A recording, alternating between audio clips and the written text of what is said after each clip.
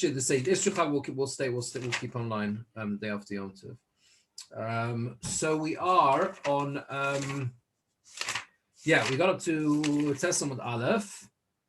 Yeah, we got up to Tessamud Aleph. Yeah, Hanu Beit Trei Tabchis, 4 lines down. So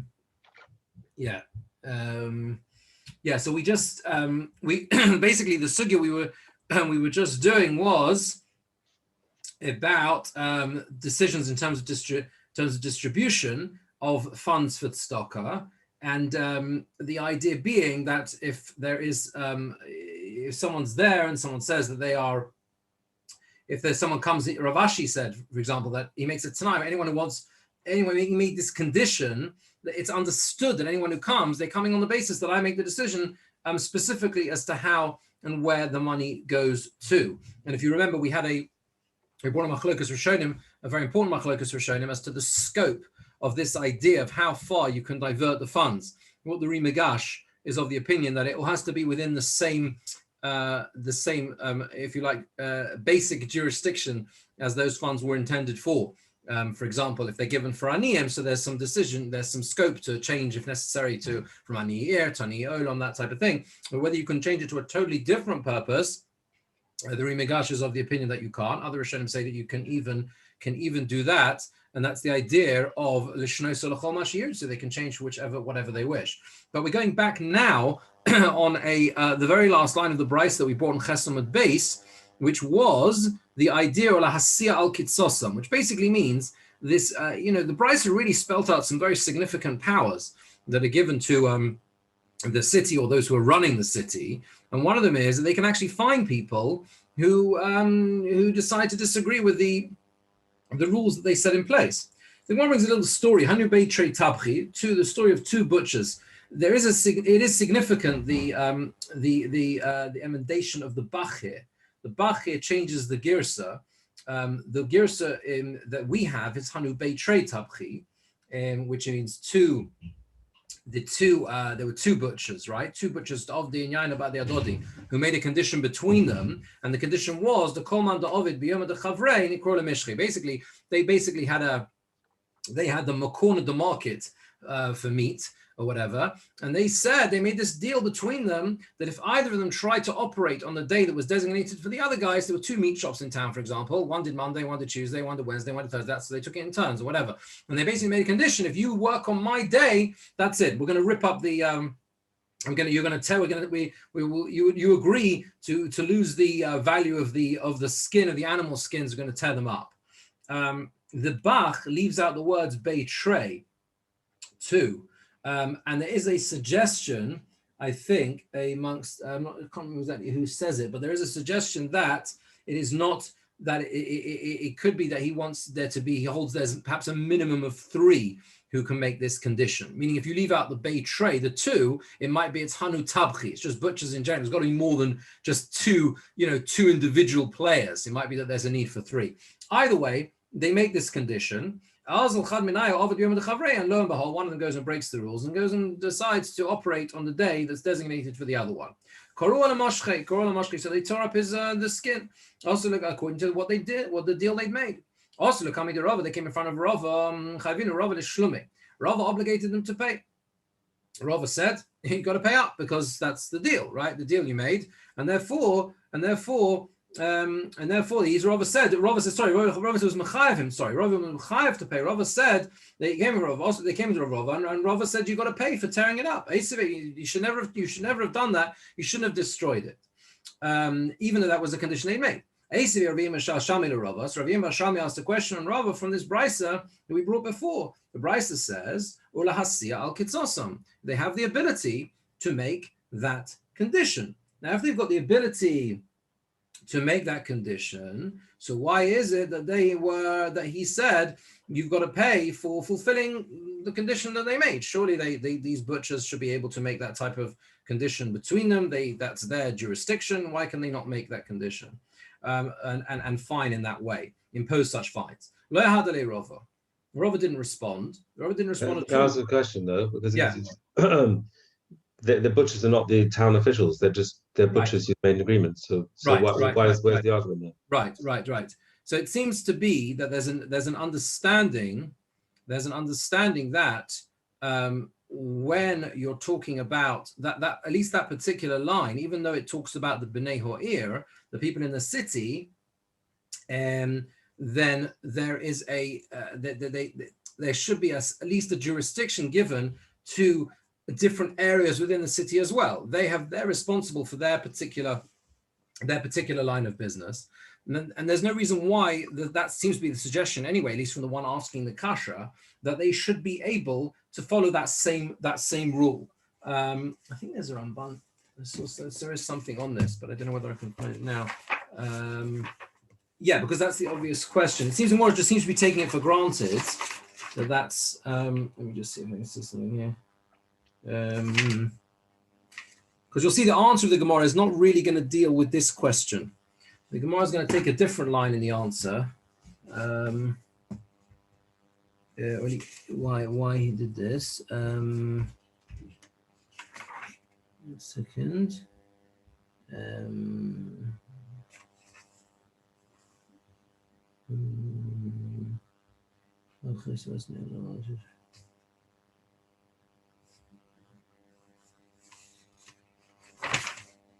Yeah, I'm not sure why. The Gemara seems to just be taking it for granted that they should be able to do this.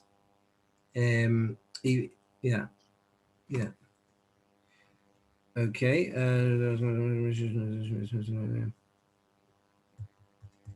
Rob is saying that the butchers have no right to do this. They can't set their own rules. Sorry, what was that? Rav Yeme regarded each guild as an independent community, which would thus be empowered to regulate and punish its own members. Yeah, that's obviously, it's clear that's what the Gemara is saying. The question is why and what the source for that is. It's clear that they have their own jurisdiction. Sorry, Eli, what were you saying, Eli? Was it? Well, I was saying Robert clearly held they didn't. Otherwise, because they couldn't. Yeah, that's right. And that's right. And there's a Ramban that talks about that. So let's just see why Rover's response was. Rover wasn't interested in this proof from Lasial Kitsosom, and if we didn't even respond to the question, La Hadale Rover, he didn't respond. Omar Rover says Shabbat Midi, right? He did the right thing that he didn't respond because Hani Mili Heichod Deleka Odom Choshev. That's only when there isn't someone important. I will Heichod Deleka Odom Choshev, where there's someone important there. Lav Kol Kuminayu Damasnu. They can't go ahead and make such a impose such fines. They have to go in front of him. The Odom Choshev, the important person, has to be there and has to approve it. Now the Ramban says that the reason why you need the agreement of the Odom Choshev is specifically because in this condition that they made, they are causing others to lose out. Why? Because they're fixing the prices. Yeah, they're fixing the prices so that they won't be, without the competition here. That's basically what's happening. They're restricting the competition in this way. So that is a potentially, or it will be a loss to the people in the city. But if it was a situation where the people in the city wouldn't lose out, then members of a guild can make the condition. Right? It's very logical, the Ramban. You understand? Ramban's saying that the reason why Rava was saying, and there was no way you have no right to do this, is because it's too much power resting in the. You're causing people to lose out because of the agreement that you made between you. But he says that's only where it's clear that there's no loss to people in the city. But if it's not clear, even if it's not a definite loss, there has to be an agreement that from the Odom Choshev, the important person in the city, that the people in the city aren't going to lose out. And if there isn't, that's not the case. Even if it turns out that actually there wasn't any loss, if it's not absolutely clear cut, there's a potential possibility of a loss, then the condition they make is null and void.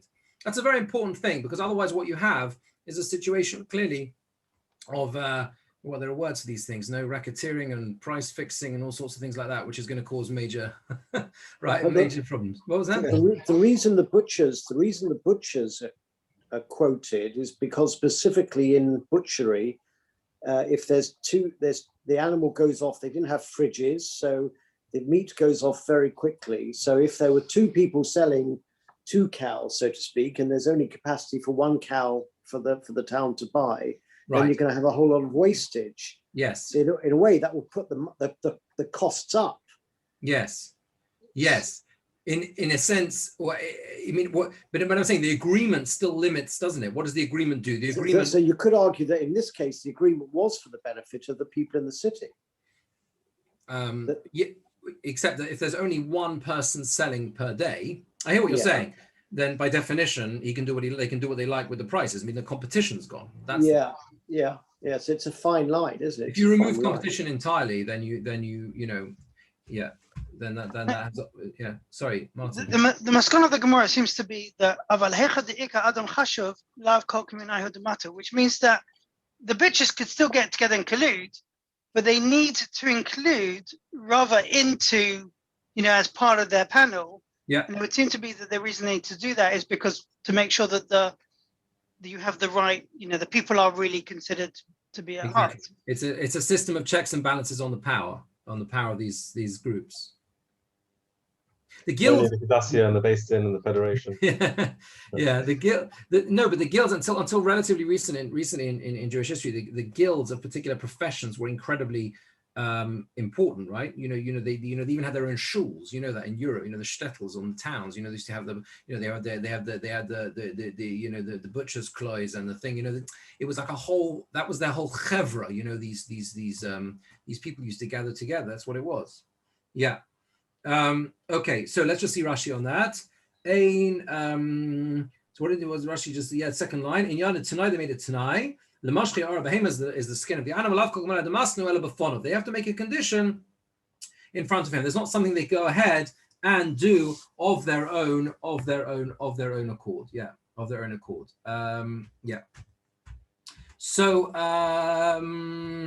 let's carry on the Gemara. Ton Rabbanon. Ein chashvim et staka im gabayt staka, v'lo behektish im hagizborin. So you don't make a you don't sort of come with question in that way. Try and make a cheshbon with the gabayt staka. You can rely on them. You don't start asking them, where did you put the money you collected? V'lo behektish im hagizborin. And either with hektish, with the gizborin, the treasurers of hektish, you rely on them. You can be somech on what they do. Even though there's no proof for this, but there's no clear proof of zeicheladova. There is still a hint to it. The Pasuk says, they didn't calculate the men. This was in Melachim base, presuming to do with the Beis Hamikdash, and it says there they didn't calculate the men. They didn't work out and make a cheshbon with the people who were appointed to give the money to the people doing the work. And the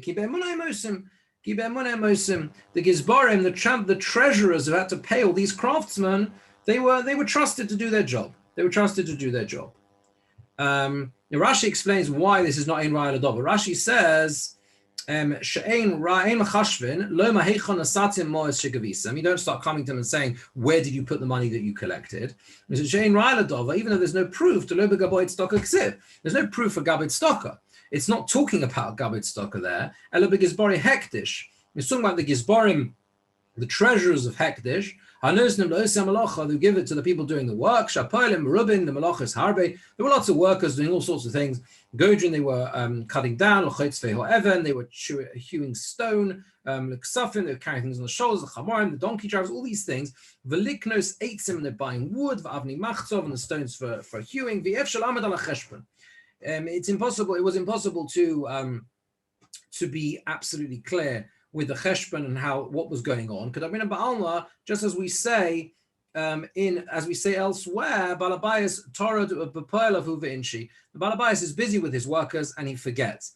It seems to be that Rashi's bringing that because I think because it's almost like saying there seems to have been, in any complicated arrangement here, you would have had the treasurers who are giving out the money to all these people and the various world roles and things they were doing. And the person who's appointing them and making sure that they're doing the jobs and deciding what they do, whatever, can't necessarily keep an eye on the way the funding system works. I think that's what Rashi's saying. That's why I think he brings that Gemora in Shavuos, meaning he says, V'ef shalamud ala cheshbon. right? He says you can't work it out. Now, the question is, what do you mean? Someone has to work it out, right? So, I mean, someone must be there. there are esteemed accountants with us, right? So someone must be working out how much these people have to be paid, right? I mean, unless I'm missing something here, right? So I mean, there must be some cheshbon. So I understood it as saying that ein mechashvin, but velo behekdashim agizbarin, meaning you just rely on them. You rely that they're doing their job. The gizbarin. No, unless anyone has any other insights here, but I don't see how else to understand it. It's a bit like you can't expect the guy who's holding the checkbook and paying out the different subcontractors to be able to have time and indeed the expertise to supervise all the different aspects of the works going on. Right. So you really need someone like a project manager or to report back to him. Yeah, exactly. He's not able to. He's not going to. He can't be challenged on whether or not he should have paid £5,000 less to the stone cutters because they didn't really do £5,000 worth of.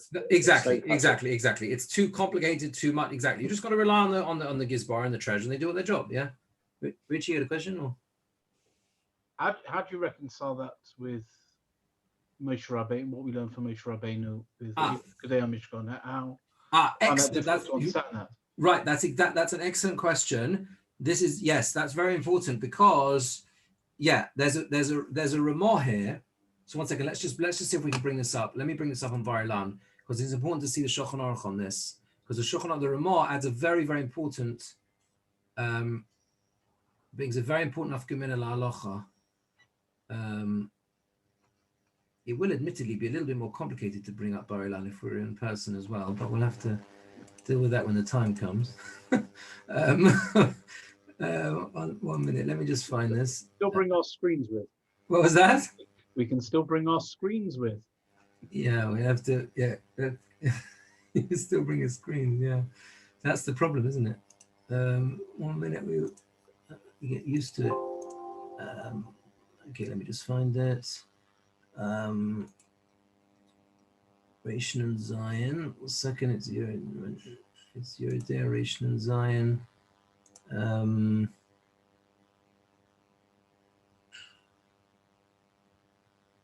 Right, Rishon and Zion Sif base.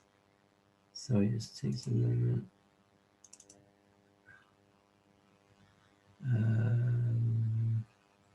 Okay, here we go. Let me just bring this up here. Let me just share the screen.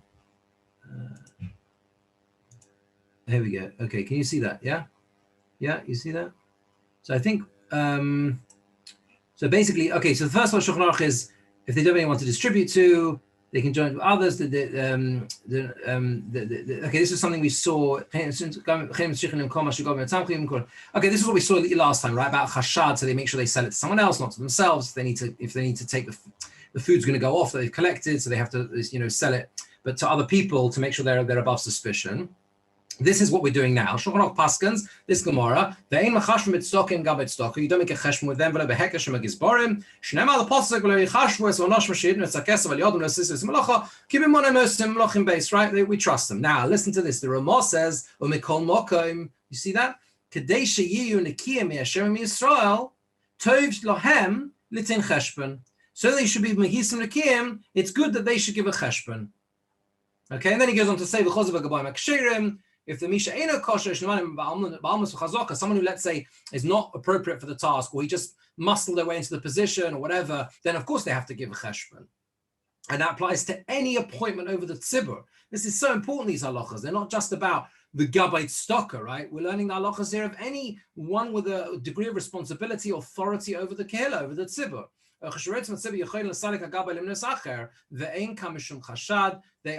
are allowed to remove the gaba if they want to and appoint someone else. There's no concern of chashad. What I think he means is you don't have to worry that people are going to say there was something wrong with that individual. No, there is the tzibah have the right to do that. Within Sham and Munim, it applies to other appointments as well. Now the question is, so the Torah paskins that because of Yisrael Nekiyim, it is good that they should give a cheshbon. I think there's a Bir Agro here. Yeah, there's a Bir Agro here. Now the Bir Agro says, here we go. right? Here we go. What's the source? Richie,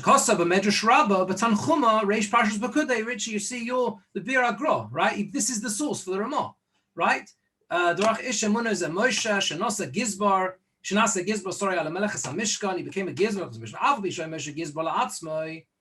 Even though he was a Gizbar himself, he called others and he made a cheshbon to show them what he had done. He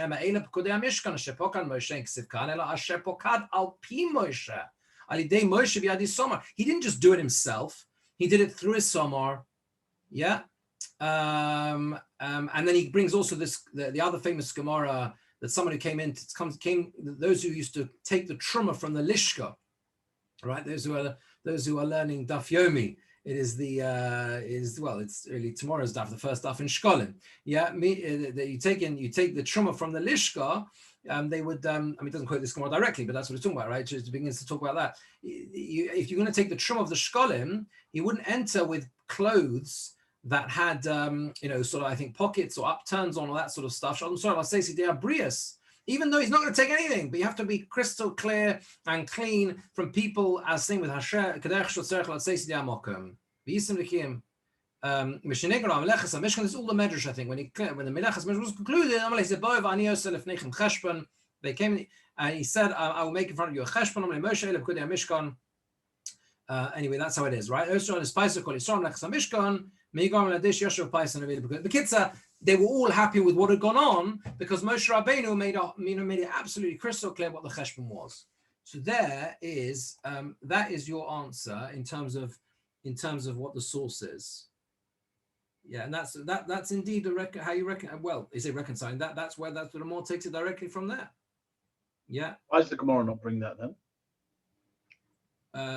Well, the question is whether the Gemara doesn't. Why the Gemara doesn't require it. The Shulchan Aruch doesn't require it. Well, the Shulchan Aruch is simply paskening the Gemara, right? The Gemara says it's only v'yisim l'kiyim. It's not required me'ikar adin. It's not required me'ikar adin. Yeah. So why is that?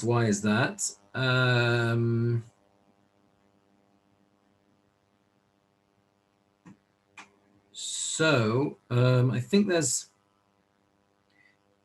Yeah, is it?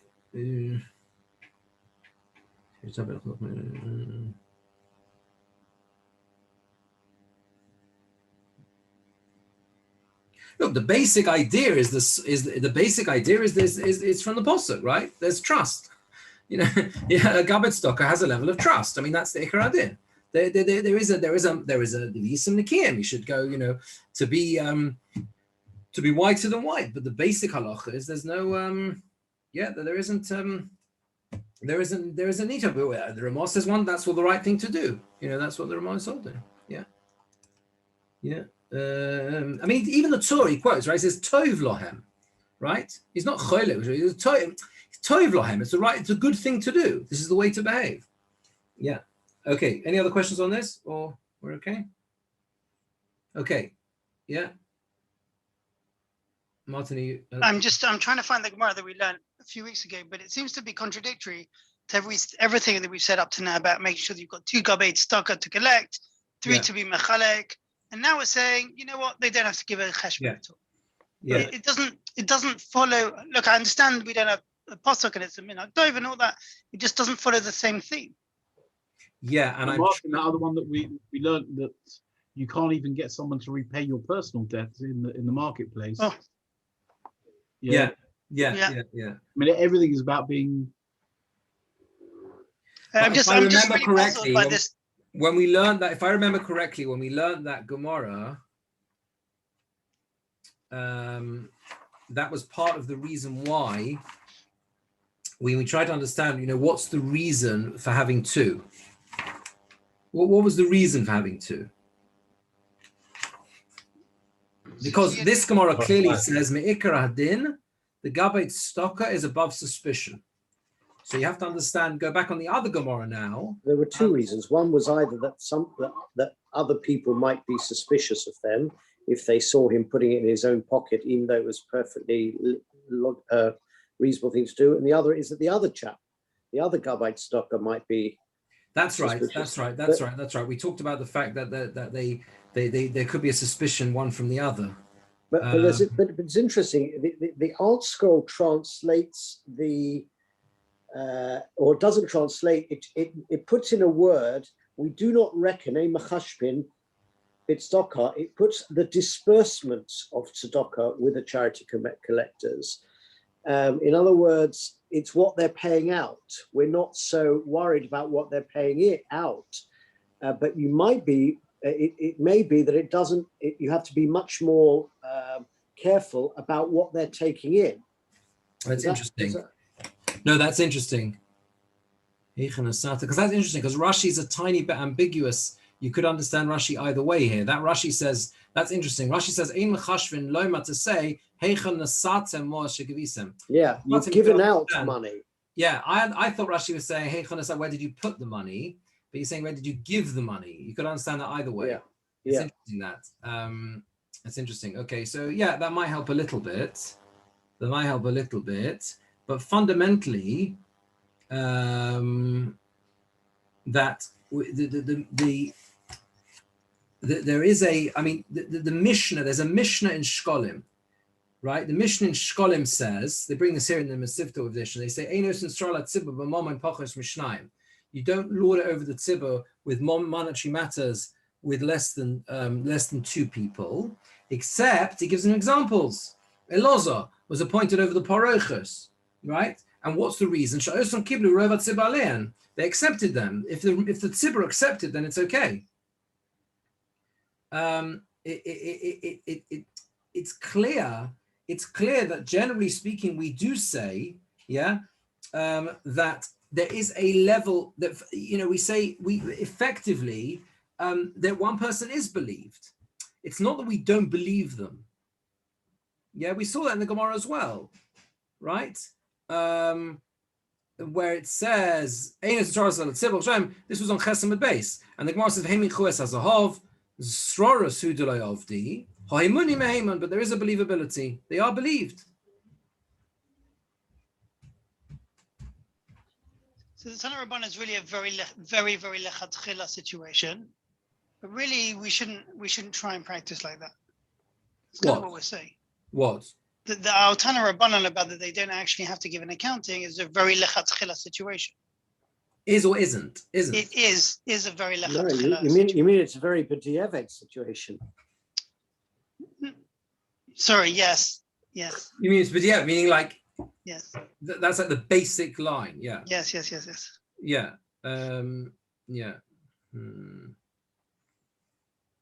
Yeah.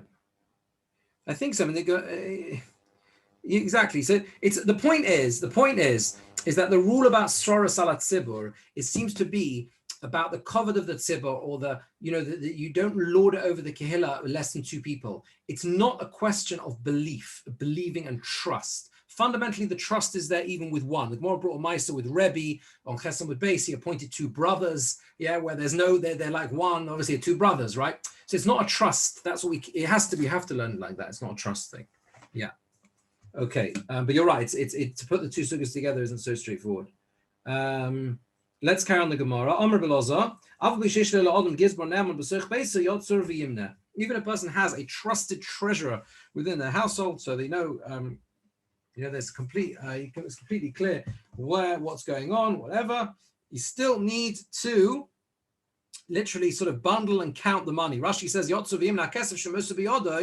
the money which he gives over to him, as we've just said, he doesn't have to work out what he's doing with the money afterwards, but nevertheless, you still have to bind it up and count it out. It says in the Pasuk, and this is the Pasuk that Gemora brings, that's what they did. They bound it up and they counted it out. And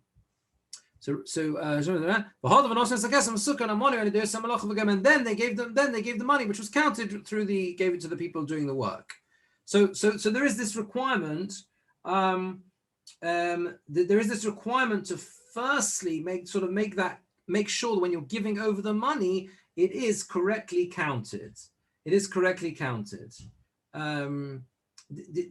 a complication here because is the same sort of problem. You know, if anyway he's distributing it whatever he wants to do with it. So what is the point?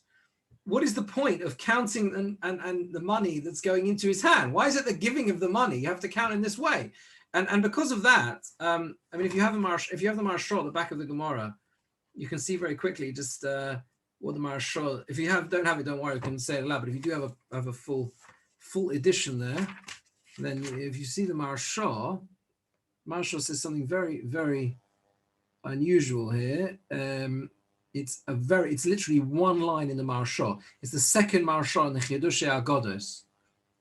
If you see the Marashal is divided into two parts. You have the larger print, which is which is the larger print on the regular sugas, the halacha sugas of the Gemara, and then Chidushei Agodos is on the Agadata, and he says here like this. He says, that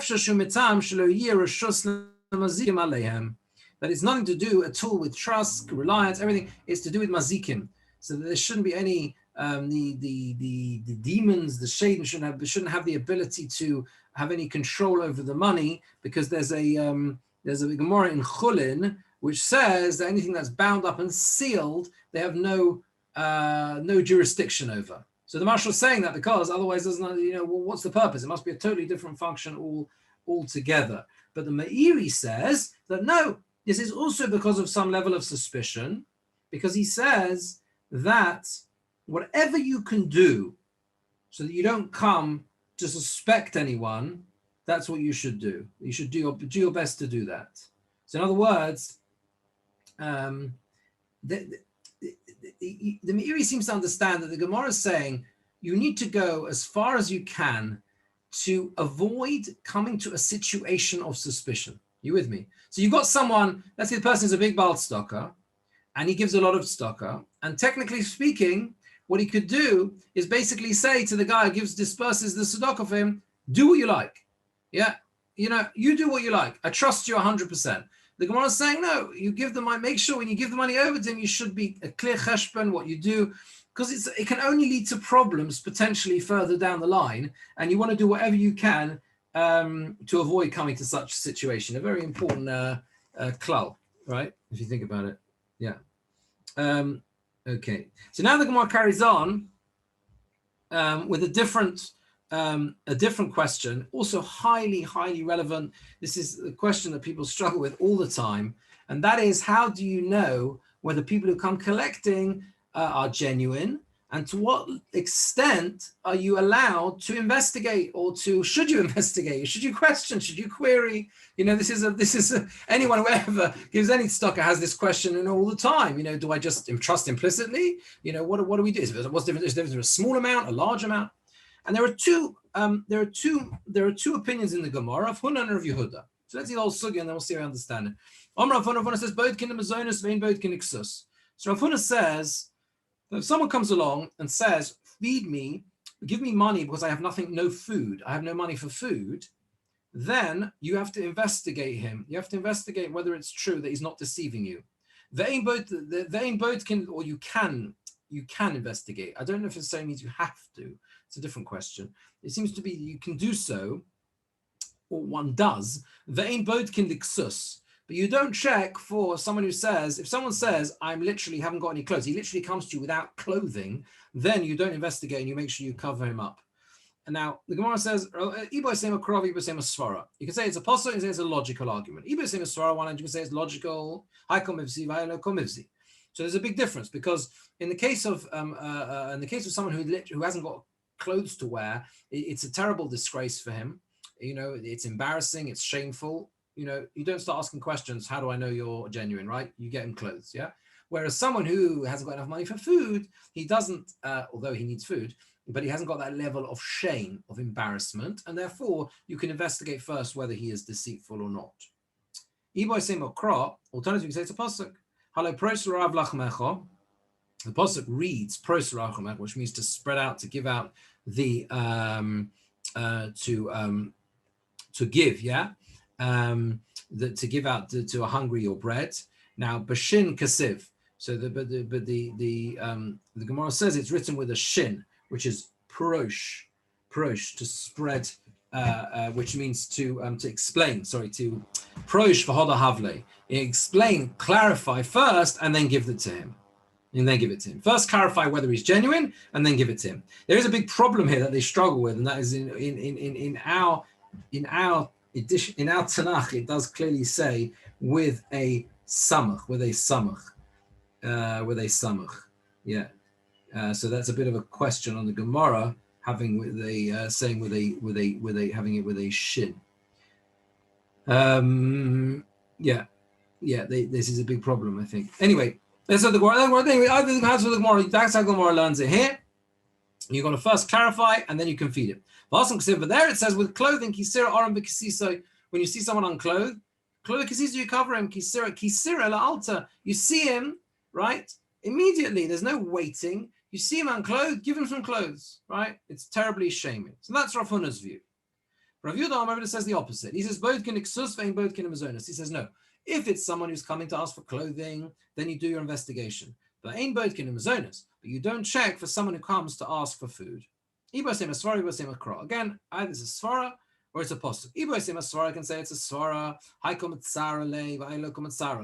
In one case, there is a pain. He's suffering. He's starving. Don't start making investigations. Feed him.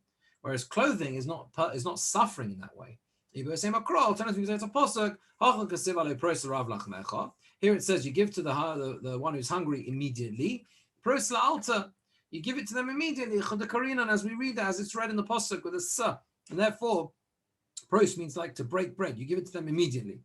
Over there it says kisira oroim v'chisisoi. When you see someone who is unclothed, then you cover him, which we can understand to mean not to see, but when it appears fitting to you to give him something to eat. First, you can do your investigation. The Gemora brings a brisa to support Rav Yehuda. There's a brisa supporting Rav Yehuda. Omar kisuni boitkin acharov. If he says cover me, clothe me, you investigate. Parnasuni, support me. Ein boitkin, in other words, feed me. Ein boitkin, you don't check, you don't investigate.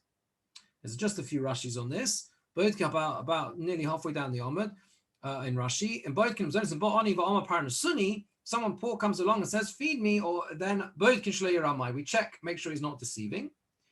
Vein boitkin iksus bo'ar v'amar kisuni. Someone who's unclothed, he says, clothe me, lochin ksus miyad. You take garments immediately for him. Prosh, we understand to mean first doing the investigation. When it seems to you that he's not a deceiver, if it seems to you that he's that's what we're understanding. When it says sira, you investigate to make sure that he's not deceiving you. Now I just want to understand. I don't know what your views are on this Gemara, because this is a seemingly like an innocuous piece, but it's fundamentally important here. What is the rationale for Rav Huna and Rav Yehuda, for each of them? Anyone got any thoughts on this Gemara? You're clear on what the machlokas, right? Rav Huna says no. Firstly, you look at you do investigation for food, but not for clothing. Whereas Rav Yehuda says the other way around. Rav Yehuda says no. You check out if he comes to ask for clothing, you do your investigation first, make sure that. But if he asks for food, feed him straight away. The first consideration is he suffering in front of you? So Rav Huna feels that someone who is unclothed is immediately suffering or shame. Well, the pangs of embarrassment. Yeah, embarrassment, right? So the shame. Yeah, but it's a form of suffering, isn't it? Yeah, of course, absolutely. Whereas Rabbi Yehuda feels, well, if he's hungry, that needs to be dealt with straight away. That's an immediate need. Food is an immediate need. Clothing can take second. You can do your investigation first. Yeah. So that's one consideration. Yes, that's right. That's absolutely. Anyone else have any other? It's not a leading question. To be honest, I'm a bit surprised by the machlokes, because I would have thought if anyone comes for you clearly needing clothes or needing food, the answer should have been yes. You don't need to do the Drush and Chakira. The Drush and Chakira should be other things like, I'm having problems paying my rent, or I'm having problems, medical bills. That's what it would, I would have thought the Drush and Chakira. But I do wonder having said all of that, I do wonder if there's an approach difference here between Ruchnius, Gashmis and Ruchnius, in the sense that in the case where when Rav Huna says Beit Kim L'Mazonos and Beit Kim L'Ksus, so clearly externally the person needs help, whether it's very obvious. But food and ingestion in Ruchnius, he seems to be okay. And I wonder if the other way around is saying that actually you need to worry about the Ruchnius of the person, his ability to feed himself, but actually to clothe himself on the Gashmis side is less of an immediacy. That's interesting. Because I see what you mean, and I was just, when you said the sort of the Ruchnius Gashmis, I was thinking you could actually say the other way around, meaning you could say that Rav Huna is worried about the almost like the mental state of the person and their personal cover, which is a more Ruchni type thing, more Ruchnius type thing, right? Whereas Rav Yehuda says, this guy is starving. You can't ask questions when a man is hungry. It's a physical thing. I see. You can see it both ways. But I think the question here, which I think probably I would say is probably the question which people most often struggle with just on a practical level in terms of tzedakah, is that it's very hard to ask the question if you're dealing with a matana mu'etes, a little amount of money, right? Do you know what I mean? So in other words, if it's a large sum, whatever that large sum is for, then most people would say, I've got to find out first if it's a genuine, offer before I part with a significant sum of money. However much I like to give to tzedakah, but I need to know where it's going to. So the question is, if a person makes a request for a small amount, is there also the right to say, not the right to say, it's a very complicated area. Now, sometimes that people say, well, it's embarrassing. If you're only giving them a tenner, it's embarrassing to ask. Do you know what I mean? Like, we've all been in these situations before. It's embarrassing to ask, like, what are you, and that's an interesting dilemma. But the Gemara doesn't give that as enough commitment. It's not saying. No, it doesn't talk about amounts. That's true. Yeah. That's true. It could have done, but it didn't. I mean, yeah, I agree with your logic, but. Well, no. So that is true, but the Rishonim, I think, do talk about this. They bring a Yad Ramah. 1 second. What does he say?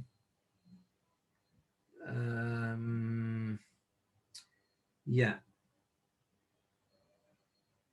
So basically, the Yad Ramah says like this: that first he goes in Rav Huna and then Rav Yehuda. Even in Rav Huna, who says that you have to first check out as to whether or not if he comes and asks for food, he agrees that you give him a little bit immediately because maybe he is really starving and he might die. I mean, especially in the time of the Gemora, if someone knocked on the door and said he's starving, I mean, he might drop dead the next minute. I mean, the levels of poverty that existed in society in many ways we can't necessarily fathom. I mean, see, the guy you might be responsible for him dying. And therefore, he says that when it says you need to do a bedika of him to check, you can check that you need to check him out, that means not to give him all the food he needs until he feels sated, until you work out it. Give a little bit without asking questions, and then, which I think, can understand. He says the same in Rav Yehuda as well. Let's say this guy comes to your front of your door and he's literally wearing nothing. Yeah? Then obviously you give him something. Yeah, because he'd be cold. He'd be, he says, and he's got the design and everything else. And the bedika is whether to provide him with all the clothing that he needs, right? Which is beyond that. But then, there's still a bizayon, but it's not, it's not the same level. So the point is that it comes out that everyone agrees, Rav Huna and Rav Yehuda, that you've got to give to an oni a little bit of food and a small bit of clothing, even without checking him out, right? And the machlokas is only about more significant quantities of food and more significant clothing. It sounds very mistabish. I'm going to show him, but it sounds very that sounds very logical if you think about it. The machlokas is not in tiny quantities; it's in larger quantities. I don't know how that plays out la halacha, but apparently I think they bring here the Derech Hamunah, which is Reb Chaim Kanievsky, brings That there's a Yerushalmi, there's a clear Yerushalmi about this, where the Yerushalmi says that even without investigating a person, you give them secondhand clothes, worn out clothing, something, it's not a big deal. You give them something to wear. Yeah, it's very fascinating. I don't know exactly how that plays out on a practical level. It's not a simple thing, but it seems to, I think, fit with how most people would probably understand, if I'm not mistaken, sort of standard practice. That when people are asking for small quantities, at the same time, how many years ago was it? 15, 20 years ago? Beyond when they started with having people need to get what they call it, Vadat Stocker. Yeah. And the background to that was people just you didn't know who to trust. What? Yeah, there were people who were abusing the trust or abusing. And that damages obviously everyone. That damages all the honest collectors and everything else. Yeah. But again, why does the Gemara not?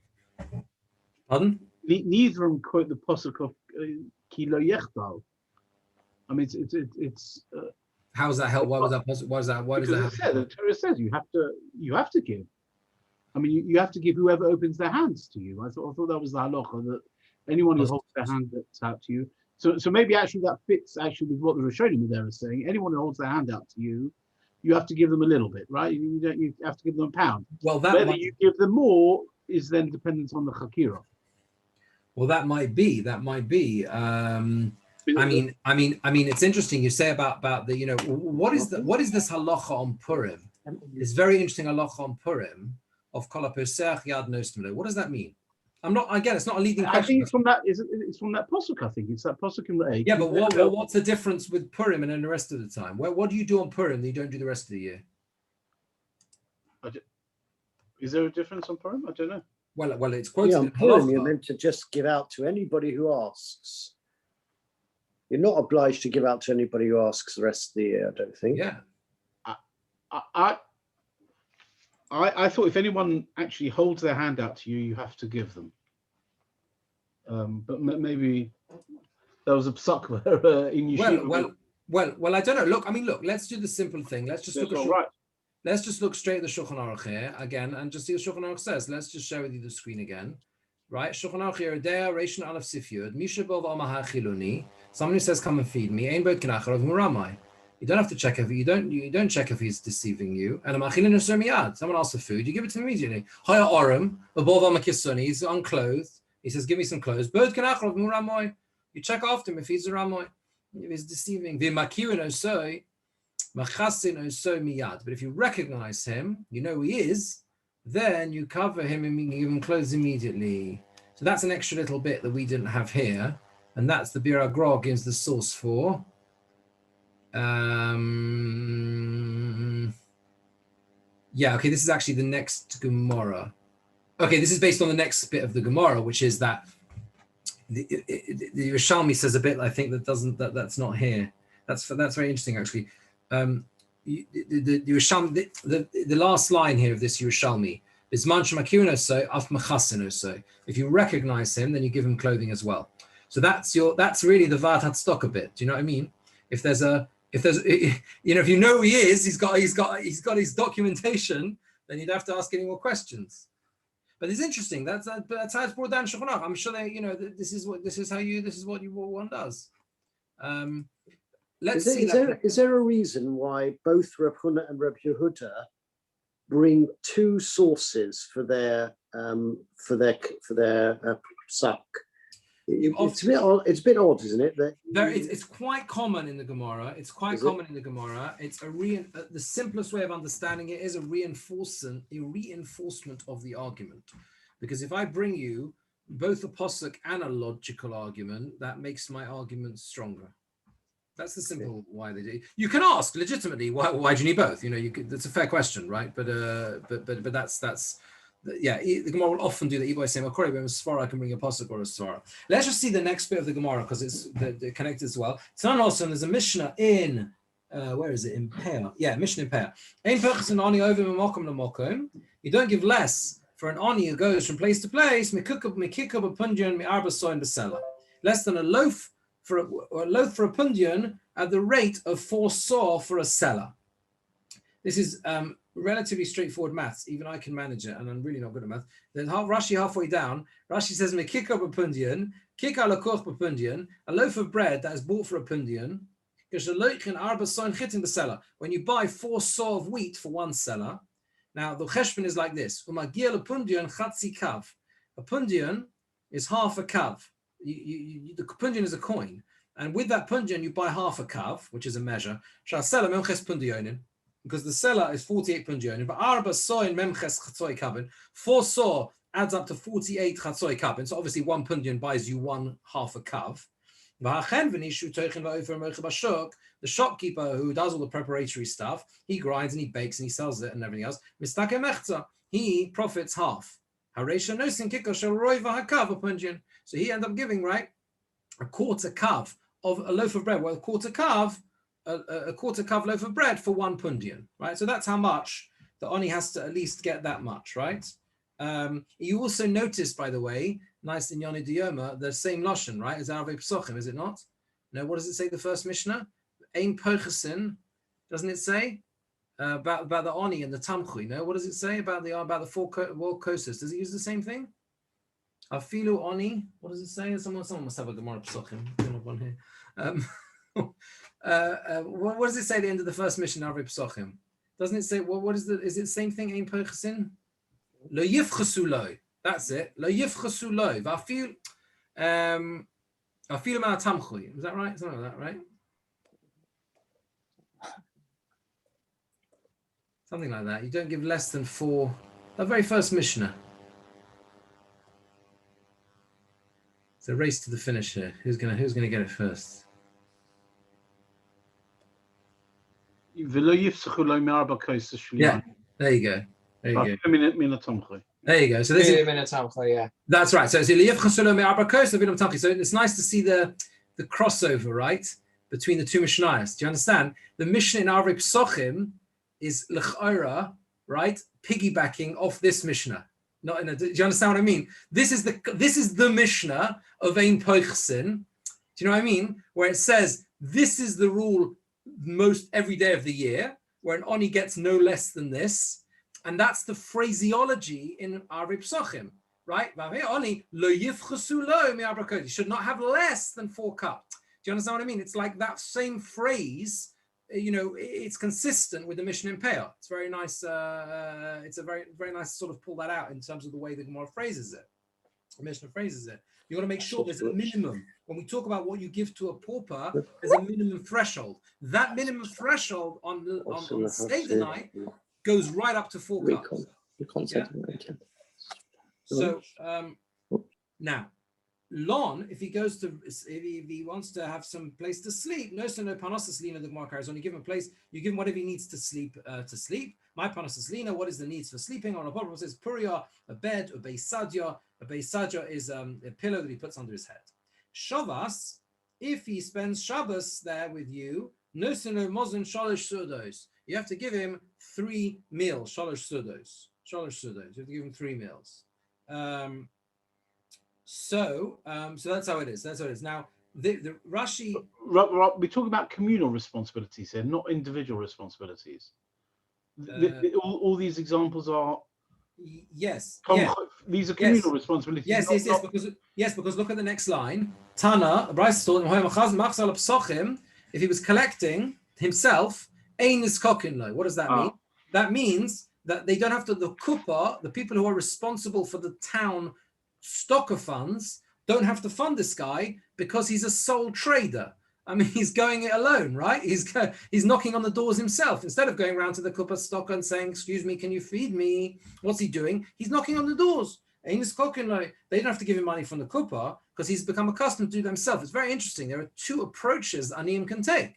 One is they can go ahead and they can go in the entrepreneurial approach, and they can say, we're going to knock on the doors ourselves. The other approach is they knock on the doors of the Gavite stock and says, can I become a regular recipient of the stock of funds? And the Gemara in fact brings, The Gemara brings how there was a pauper that he was going around collecting. He came from a pauper. He didn't take any notice of him because he was going around collecting. He said, "You don't need to have from the kupa of tzedakah." Or some of Yevel or Papa, or some of the son of Yevel said to Rav Papa, if you don't give him anything, no one else is going to give him either. They're going to say he's obviously not trusted. That's why they're not giving him. Lemus is going to die. If he's an Oni who is going around collecting, which actually is a Tosefta pair, in fact, you don't have to give him from the kupa because he gets from the people he's knocking the doors on. It doesn't mean give him nothing. You don't give him a major gift. You got to give him something small, otherwise he won't be trusted at all. So it's very interesting. He's still the kupa should still provide something just so people know he's trustworthy. Just a few very brief Rashis. Lon balayla, if he sleeps at night, parnasas lina, the tzarchi lina, the needs for sleeping, beisadja, kala seis marashosov, a pillow under his head. He's gone around collecting, that's enough for him. He didn't give him anything, and that's why he was criticized. He should have given him something. He should have given him something. It's interesting. It's interesting that this thing about shalosh su'udos is not entirely clear whether it means giving him 3 meals over Shabbos. Tosfos has a different pshat. Tosfos says that it means Shabbos afternoon. You give him on Shabbos one that he will have. He's coming to you. They used to presumably have to go and get every day. So on Shabbos he comes to you. So Shabbos afternoon he needs 1 meal for Shalosh Shudos. He needs 1 for Motzei Shabbos for Malava Malka, and the next one when he goes on a journey the next day.